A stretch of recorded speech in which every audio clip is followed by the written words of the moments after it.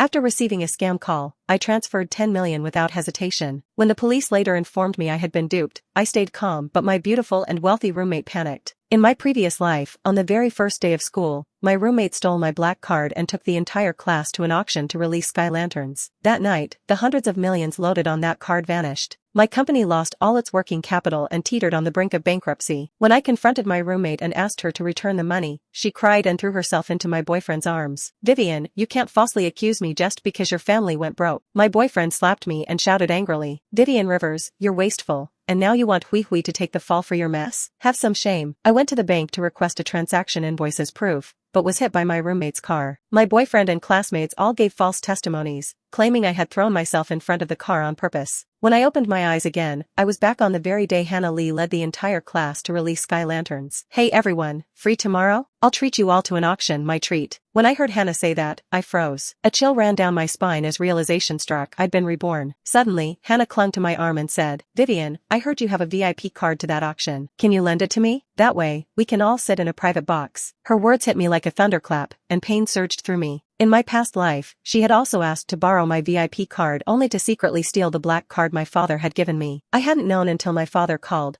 asking why I had suddenly spent hundreds of millions, plunging the company into a liquidity crisis. That was when I realized Hannah had taken the card. When I rushed to confront her and ask her to return the money, she wept and ran into my boyfriend's arms. "Vivian, you can't accuse me just because your family's collapsing." My boyfriend Eric Mitchell slapped me and roared, "Vivian, have you no shame? You're extravagant, and now you want Hannah to bear the blame?" I went to the bank for a statement to prove the transaction. Hannah ran me down in her car and then crushed me repeatedly until I died. When my parents tried to seek justice, my classmates and Eric all lied to Hannah, accusing me of being greedy and claiming I had thrown myself in front of the car. Remembering all this made my blood boil. I wanted to rip everyone in front of me to shreds. I gripped my bag tightly and replied coldly, "My card is lost. I can't lend it." Eric grabbed my bag, flipped it upside down, and scattered everything. When he saw the golden VIP card on the floor, he picked it up and handed it to Hannah. "Hannah, here's the VIP card. You can use it." Hannah clung to his arm and cooed sweetly, "Eric, you're the best." "Thank you." Eric beamed with pride, but when he looked at me, his gaze was full of irritation. "Vivian, when did you become such a liar? You clearly had the card. Why didn't you just give it to us?" I slapped him across the face and snatched the card from Hannah's hand. "Eric, who do you think you are to touch my things?" His eyes widened in disbelief, as if he couldn't fathom that I'd hit him. "Vivian, are you crazy? You actually slapped me." I slapped him again. "I hit you, so what?" Hannah immediately stepped in front of Eric, eyes filled with grievance, acting as if she were the one being assaulted. "Vivian, it's all my fault. If you want to blame someone, blame me. Don't be mad at Eric because of me." I shot her a cold glance and slapped her across the face without hesitation. "Why so eager? Can't live without me, can you? The two of you utter filth. Acting all sweet in front of me is revolting." Eric's eyes reddened with fury. He raised his hand and shoved me hard. I stumbled back and slammed into a table, gasping in pain. "Vivian, that's enough. Why did you hit Hanan?" Holding my back, I stared at him icily. "Didn't you hear what she said? She practically begged for it. I just granted her wish." The classmates nearby couldn't keep silent anymore. "Vivian, that's going too far. You can't hit people for no reason." Hannah sobbed, tears streaking down her cheeks. "I'm sorry. This is all my fault. Please don't blame Vivian. Eric and I are innocent. He's just been looking out for me as a junior." Eric wrapped his arms around her protectively, his voice gentle. "Hanan, you're too kind. Even when you're bullied, you still take the blame." I watched coldly, fingers trembling in anger. Eric turned to me, his face twisted with irritation. "Vivian, you need to check your attitude. This is school. No one's going to spoil you here. Hand over the card to Hanan and apologize. If not, we're through. I won't date someone as unreasonable as you." I laughed bitterly. "Fine, let's break up. You and your precious junior can be as in love as you want." Hannah looked at me pitifully. "Vivian, please don't be rash. You and Eric have been together for 3 years. You can't just throw that away." I'd feel terrible, like the villain. That made my blood boil even more. I was furious with myself for being blind enough to love scum like Eric for 3 whole years. Suddenly, Hannah grabbed my hand. "Vivian, how about this? Lend me your membership card. All the purchases we make at the auction can be registered under your card. That way, you'll earn points and can upgrade your card tier later." Eric looked at Hannah tenderly. "Hanan, you're so thoughtful. She treats you like this, yet you still think of her." Then, he glared at me in disgust. "Vivian, Hanan's trying to help you, and you're still ungrateful?" I gave a cold sneer. "No thanks. I can't stomach your brand of kindness." A flash of malice flickered in Hannah's eyes before she quickly returned to her sweet expression. "Vivian, I genuinely want to use this event to bring our class closer. If you lend me the card, I'll give you 2 auction items of your choice. Consider it a rental fee." A nearby classmate chimed in, clearly impressed. "Vivian, you're getting a great deal. Items at that auction start at tens of thousands. She's offering you 2, lucky you. And purchases go on your card, so you get points too. Everyone wins." Why keep refusing? Eric smirked, his voice dripping with sarcasm. Vivian, stop pretending this isn't about benefits. Hanin's the only one soft-hearted enough to indulge you and even offer gifts. Just quit the act, hand over the card, and stop being so difficult. I rolled my eyes at them and said coldly, can't you understand plain words? I said I don't need it and I won't lend my card to anyone. A flicker of darkness passed through Hannah's eyes. The next second, she wiped her tears and, with a wounded expression, addressed the class. I'm sorry, everyone. I just wanted to invite you to the auction to use this chance to bond and get to know each other. But Vivian's upset, so I can't take you. It's my fault. She sobbed dramatically, then collapsed into Eric's arms. Eric looked heartbroken, but when he turned to me, his eyes were filled with rage. Without warning, he slapped me across the face and then kicked me in the stomach, sending me crashing to the ground. My cheek and stomach burned with pain, and I struggled to breathe. Eric cursed at me furiously. Vivian, you did this on purpose, didn't you? You can't stand to see Hanin shine. You always thought you were better than us because your family's rich, flaunting luxury brands every day. But now that Hanin can afford to take the class to an auction, you're jealous. One of the nearby classmates was also fuming. She grabbed a water cup off the table and hurled it at my head. Have you no shame, Vivian? We finally have the chance to attend an auction, and you ruin it for us. I saw you carrying a Chanel bag, it's last year's model. You look down on us, don't you? You're so rich, yet the only thing you ever gave us was some cheap drink from Auntie Shanghai. Do you think we're beggars? She then grabbed her unfinished drink and splashed it in my face. Others followed, picking up whatever was left on the table and throwing their drinks at me. In seconds, I was drenched and humiliated, my clothes soaked through. I struggled to my feet, grabbed a bench beside me, and slammed it onto the ground. Everyone backed away in fear, shouting, Vivian, are you insane? I stared at them, shaking with pain and fury,